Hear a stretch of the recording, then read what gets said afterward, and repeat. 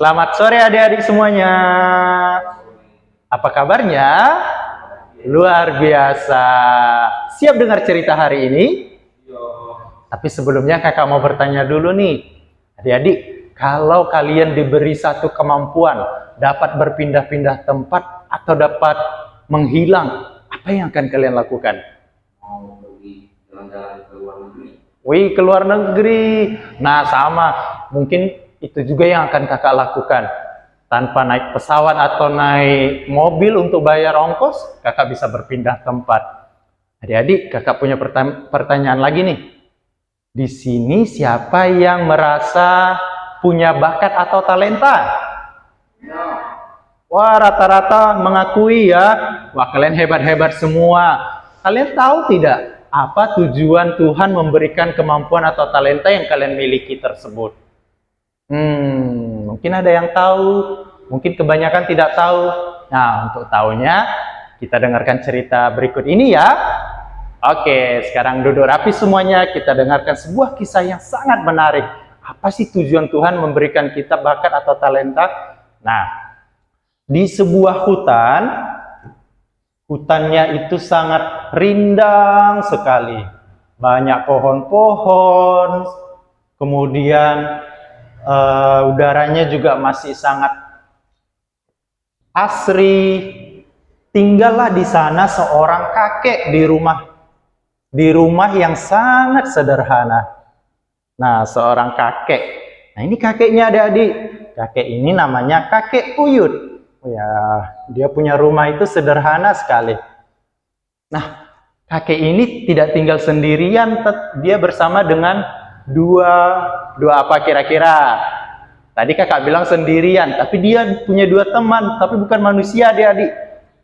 Dia mempunyai teman, yaitu lilin. Nah, lilin yang pertama namanya Lirang.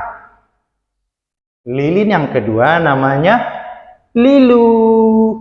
Coba kalian perhatikan adik-adik. Kalau disuruh milih, kalian pilih lilin yang mana ya?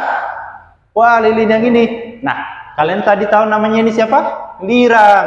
Yang ini Lilu. Nah, Lirang ini mempunyai arti. Namanya lilin terang. Sedangkan Lilu namanya lilin mengeluh. Walaupun begitu adik-adik, si kakek Uyut ini mengasihi atau menyayangi kedua lilinnya itu tanpa membeda-bedakan. Karena dia menyadari bahwa mereka adalah benda yang sangat berharga untuk kakek Uyut. Suatu hari kakek Uyut berkata seperti ini kepada mereka berdua. Lirang dan Lilu, kalian adalah lilin yang sangat berharga. Karena kalian sudah membawa terang di dalam rumahku. Tanpa kalian, maka rumahku pada malam hari akan gelap-gelapan setiap hari. Katanya seperti itu. Kalian adalah lilin yang istimewa, katanya seperti itu. Si Lirang mendengarkan dengan seksama. Dia menghargai apa yang sudah disampaikan oleh kakek Uyut. Tapi berbeda dengan Lilu adik-adik. Lilu itu meremehkannya, bahkan dia merasa itu bukan suatu penghargaan untuk dia. Dia bergumam dalam hatinya. Apaan? Setiap hari kerjaan kami hanya menyalakan pelita terus. Apa hebatnya? Katanya seperti itu. Suatu hari adik-adik, si kakek Uyut ini akan pergi ke hutan untuk berburu. Dan dia berkata kepada Lirang dan juga Lilu. Lirang dan Lilu, kakek akan pergi berburu untuk seharian. Dan mungkin akan bermalam di sana. Kakek berpesan kepada kalian, jika sudah sore menjelang malam, jangan lupa hidupkan atau nyalakan pelita supaya rumahku tidak gelap. Dan jadilah pembawa terang, katanya seperti itu. Tenang kakek Uyut, kami pasti akan melakukannya, kata si Lirang. Sedangkan si Lilu tidak menghiraukannya adik-adik. Dia merasa jengkel dengan setiap perintah daripada kakek Uyut tersebut. Akhirnya kakek Uyut itu pun pergi ke hutan, meninggalkan mereka berdua. Hari sudah mulai menjelang malam. Ini waktunya tugas daripada Lirang dan juga Lilu untuk menyalakan pelita-pelita. Nah, pada sore hari itu, ketika sudah mulai malam, si Lirang dengan penuh semangat mengajak si Lilu untuk menghidupkan pelita-pelita untuk menerangi rumah kakek Uyut. Lilu, Lilu, ayo kita nyalakan pelita untuk rumah kakek Uyut. Ah, kau saja, ngapain ngajak-ngajak aku? Lilu, kita ini kan tugasnya memang untuk menerangi. Kenapa kamu berbicara seperti itu, katanya. Ya sudah, kamu lakukan saja. Jangan ajak-ajak aku mau keluar bermain, katanya. Ya, katanya seperti itu kan. Kemudian si Lilu pun keluar rumah adik-adik tanpa menghiraukan apa yang disampaikan oleh si Lirang. Tetapi si Lirang tetap menghidupkan pelita-pelita di rumah kakek Uyut. Dia dengan senang dan semangat menghidupkan pelita-pelitanya supaya rumah kakek Uyut tersebut terang benderang. Dan dia sangat senang mengerjakan itu karena dia bisa menjadi pembawa terang untuk rumah kakek Uyut. Tara, udah selesai tugasku. Akhirnya rumah kakek Uyut sudah terang semua, katanya kan. Nah, pada saat si Lilu keluar rumah tadi, dia bermain dan melompat-lompat di luar adik-adik. Nah, si Lilu itu pun melompat-lompat di luar.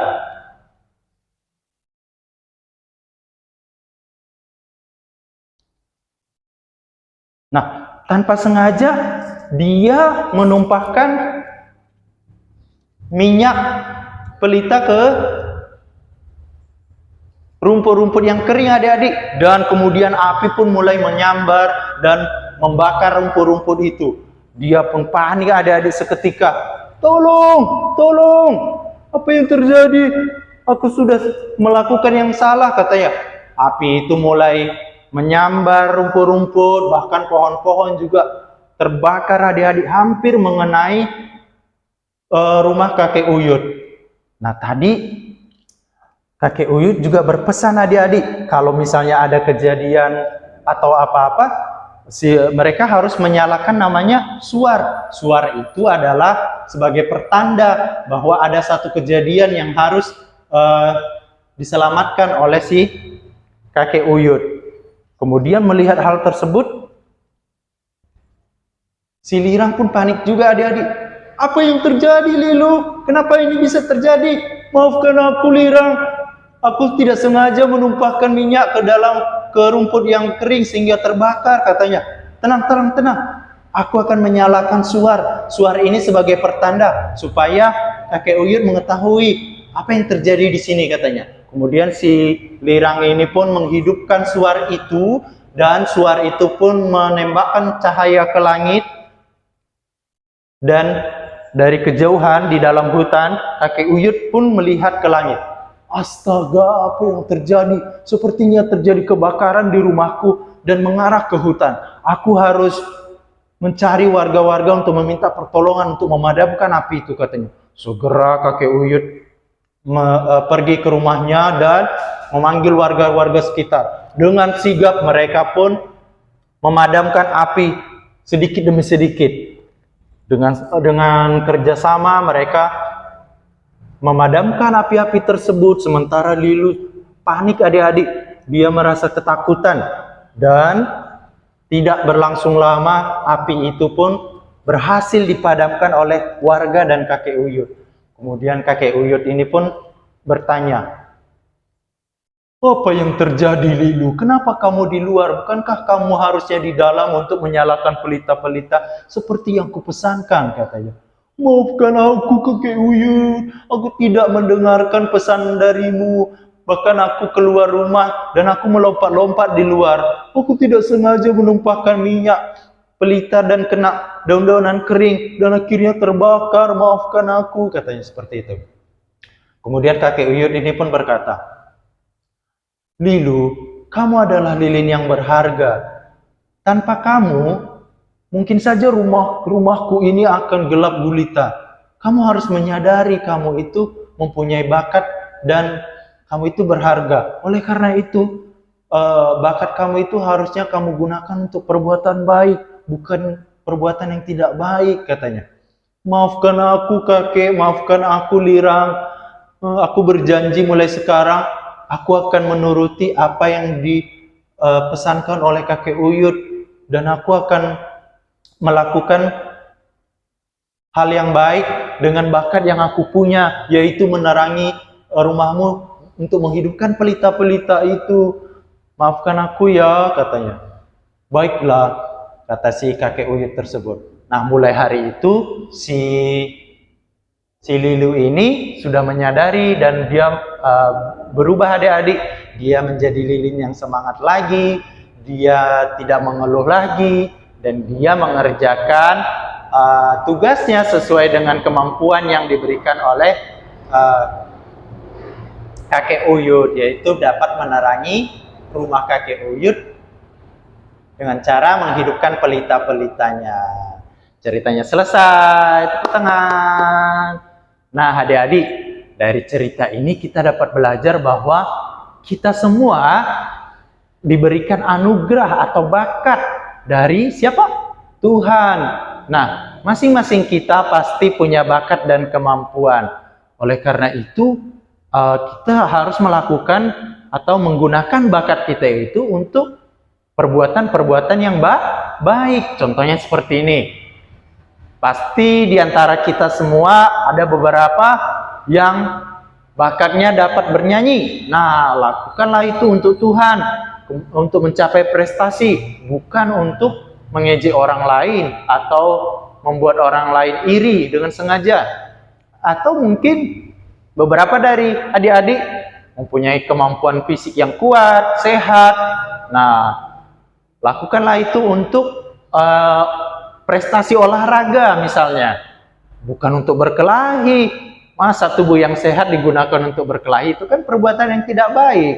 Karena semua bakat, semua anugerah itu berasalnya daripada Tuhan. Tuhan maunya kita lakukan untuk perbuatan-perbuatan baik, bukan yang tidak baik ya. Nah, bahkan kita juga ketika kita sudah menyadari bahwa kita punya bakat, akan lebih baik kita mengembangkannya supaya bakat yang sudah kita miliki itu dapat berkembang menjadi berkat bagi orang lain, berkat untuk sesama, berkat untuk diri kita sendiri juga. Nah, oleh sebab itu, gunakan bakat dan kemampuan kita untuk perbuatan yang baik. Oke, cerita kita selesai. Sampai jumpa. Bye-bye.